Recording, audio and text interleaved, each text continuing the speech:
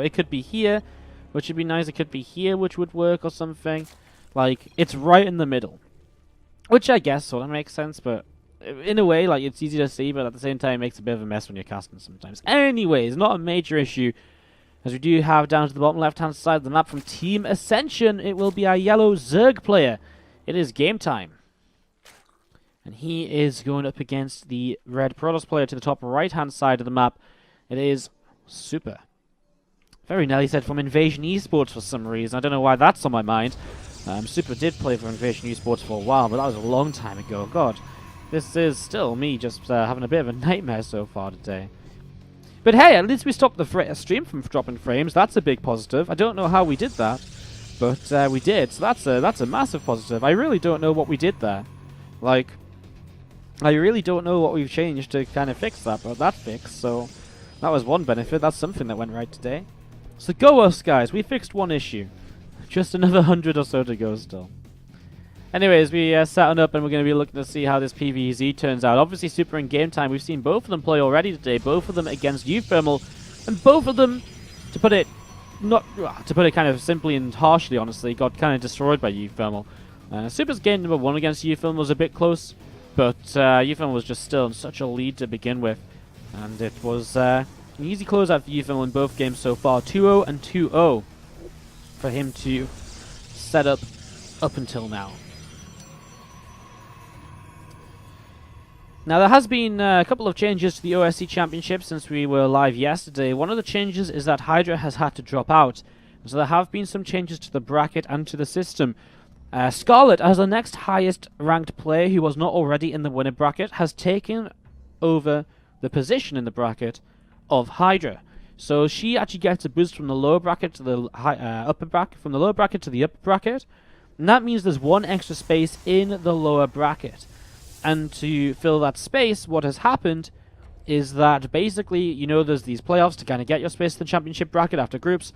There's another set of playoffs. I'm not going to try and explain it. It's super long, complicated.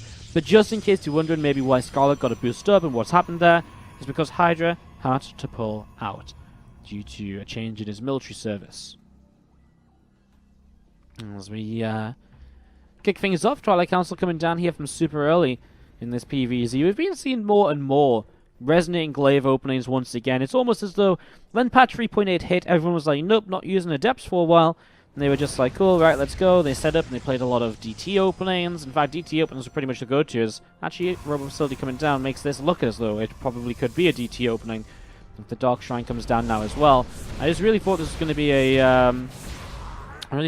Resonating Glaives, because we have seen more of those lately. And they are definitely coming back into popularity, but right now, it looks as though we are just going to be seeing the Dark Shrine. Dark Shrine coming in very late, but we'll go down here eventually.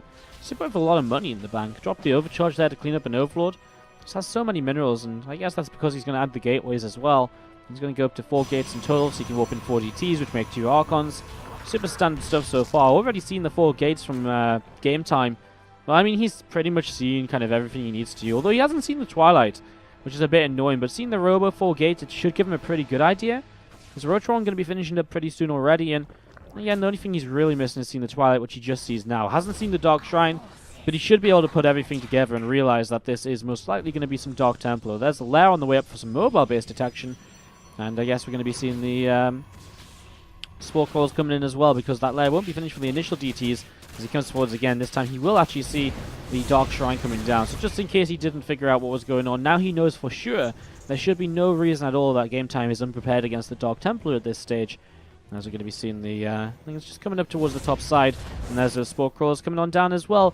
Well timed to basically come up just before the DTs are going to be able to run on in. So basically, obviously, the later you make them, the more use you get out of the drones. If you make these spores a minute early, you miss out on free drones of mining for a minute.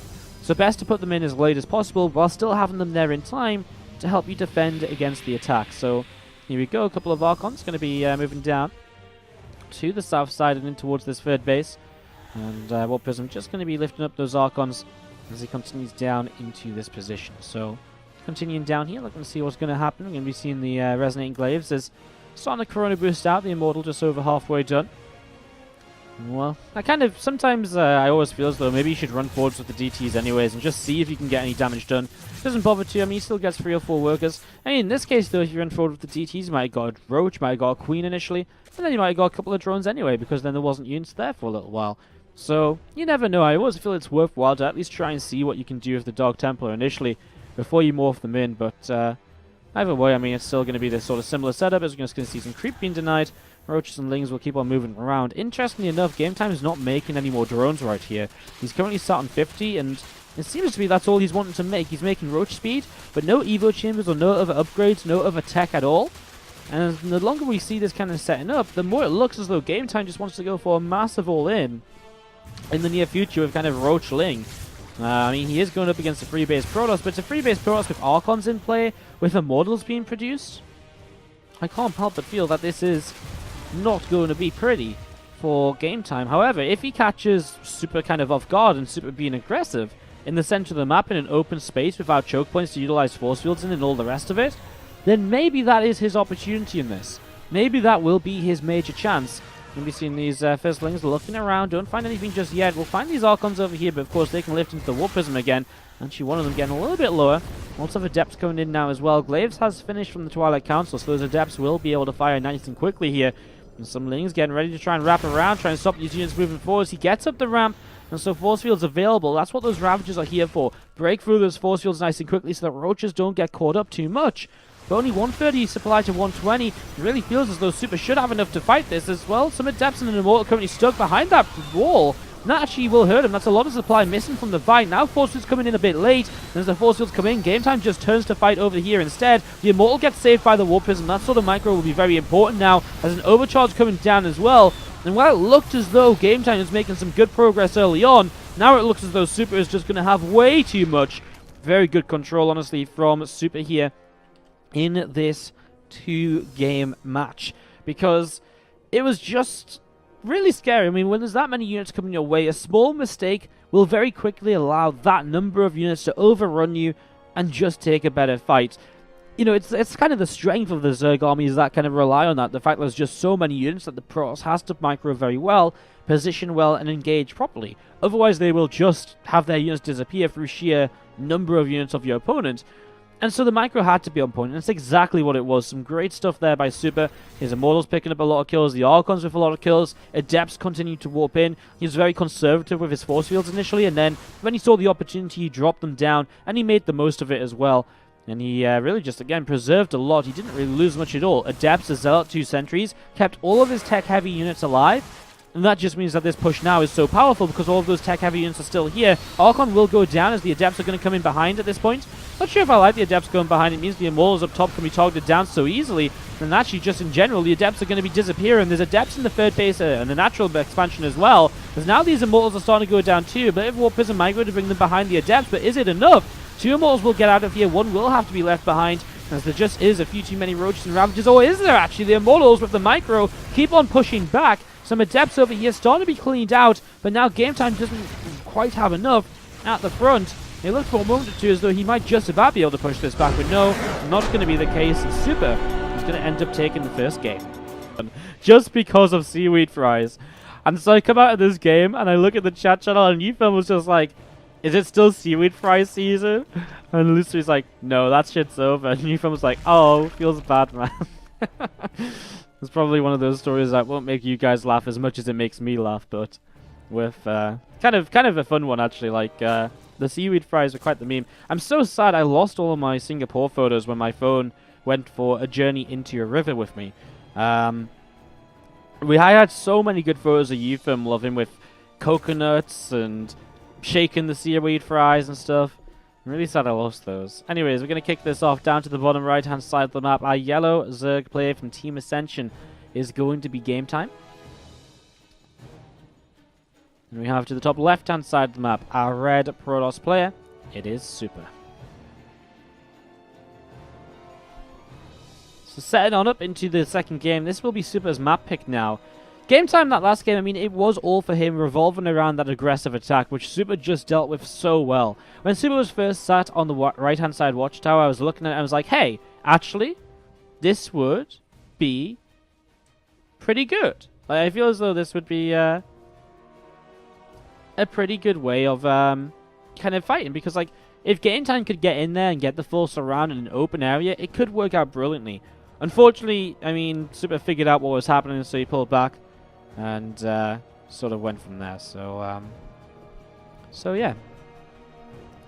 Wardy, did you put your new video card back in? No, I still have my old video card, my old graphics card in my computer right now, which doesn't have any issues. So right now it looks as though my graphics card, my brand new graphics card, is just broken. It's not getting any issues with it at all, the one that I have in right here. So I really don't know, like, it's super weird. It's just been this issue that's plaguing me, and swapping my graphics cards have worked.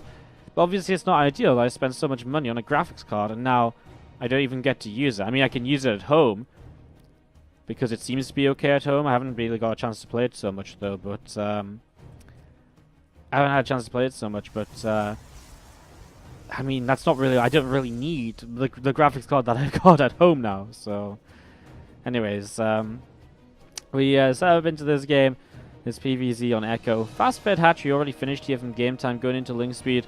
Well, this was like free hatch before pool, or hatch pool hatch maybe, then gas. Either way, it's a very fast fed hatchery. I'm pretty sure it's free hatch before pool. I should really pay more attention as we see the Twilight Council coming down. And just set up over here. So Twilight Council coming on in, and this mothership core going to be moving forward some super, just to have a little bit of a look to see what's going on and what is happening. Just wants to kind of defend the front a bit, I guess. Maybe look for some lings early on. Just whatever. Nothing really too crazy. Stalker going to come out as well, start moving down towards the lower right-hand side. As Zealot going to be surrounded by this Queen and the Zerglings. So that Zealot will go down, and these drones continue to mine away right now on this third base mineral line. Stalker continue to come down towards the bottom right. I'm just going to be seeing the mothership core again coming in to kind of back this up, so it's a little bit of pressure here early from Super. I guess he's just identified the fact that this was the early free hatcheries, and so he's just going to be coming in to poke forwards and try and get some damage done with the early Stalker and mothership core. But I mean, Ling Speed's about to finish, so maybe he just wants to be able to recall the Stalker out of there safely. And the Stalker is going to stick around long enough to pick up the Overlord kill. Now he'll just walk back, so in the end, GameTime not going to be able to shut that down. Not going to have to really use the mothership core at all. And just going to pull back towards the upper left. Now, Zerglings are starting to chase. And now the Stalker will actually get surrounded. No mothership core to really support it here. And the Stalker trying to run away. He's actually pulling it to the left-hand side. Maybe just to try and buy time before these Lings arrive from this side. Because he doesn't have Warp Gate yet. So it actually could become a little bit of an issue for him for a few moments. So I guess it's kind of makes sense for him to kind of move the Stalker to the side, buy some time. Obviously, because the mothership core isn't back home either just yet, it means he doesn't have an overcharge immediately. He'll drop that down now, but this pylon will probably continue to be targeted. Already a new wall being set up behind us, though, and we are going to be seeing these Lings will not want to continue fighting here. And as we see, the mothership core is, in the end, going to be enough to push them back. So overcharge is still active. We'll fade again. That's actually the second overcharge to help push it away after that first pylon went down. And you see the Warp Prism on the way out, and it's once again the Dark Shrine-based opening here early on from Super. So not much of a change up from game number 1 at all. Pretty much the exact same thing. Already warping in these DTs at the front. Warp Prism about to lift up, pop out and lift these up. As we see a Bane that's coming down at home from GameTime. That's obviously something we didn't see in the last game. Also, we didn't really see in the last game the +1 melee upgrade, which we're seeing right now as well. So going into the +1 melee upgrade, we're going to be seeing these Zerglings continue to come in towards the third base. Probe going to get caught there right away, and well, Lings come around. They are going to continue to work their way through this pylon. Pylon is going to fall then. As this pylon goes down, we'll see these Lings continue to work their way through this Nexus. And DT's actually going to turn around. Really wants to protect this Nexus then. Does not want to have this delayed, especially because there's creep now dropping onto it. Would really delay it in terms of trying to rebuild. So just wants to build, make sure he is going to buy the time. And well, now a couple of Archons coming in. They'll actually do a pretty good job defending once they are morphed in. Needs to make sure that he doesn't lose one before it does morph in. Lifts them up here, drops them back down. And the Zerglings are going to get pushed away. As there's a lot of Lings right now from GameTime. He's not really being focused on drones, really just making so many units, even though there's like not really a need for all of these units against the initial Archons. Like, you need a few, but maybe not this many Lings, but he's getting some good aggressive damage done with them. Going to pull a few of them away towards the natural, and then gets forced to turn around once again. Archons will now drop in towards the natural expansion here for the Zerg player, and will start to do some damage. +1 melee is finished up as we see this Archon. Still actually quite low on shields. Needs to be careful about that. Does lift up and back away. Only 4 drones picked off, but obviously with the Archon still alive, so much more potential for damage as the game goes by. 4th base has been spotted as well by Super, which means he can move right on in here, and already we're going to be seeing that 4th base starting to be targeted down. So he's getting some damage onto this. Ling's coming in though, and actually doing some okay-ish damage. The Roaches will take a bit longer to get out over here. The lack of creep spread towards that 4th base, just making it a bit more difficult to move units around in those positions until the Roach speed, etc. comes up to help a bit more with the Roach's speed. As we're going to be seeing a couple of drones going down. Queen helping to push that Warp Prism away. We're going to be seeing Zealots and Immortals, some Sentries, all pulling down the left. A few Stalkers joining up together as well. And again, this hatchery just having a little bit of a look to see what it might want to get up to. We're going to be seeing these couple of Lings going to get taken down as well.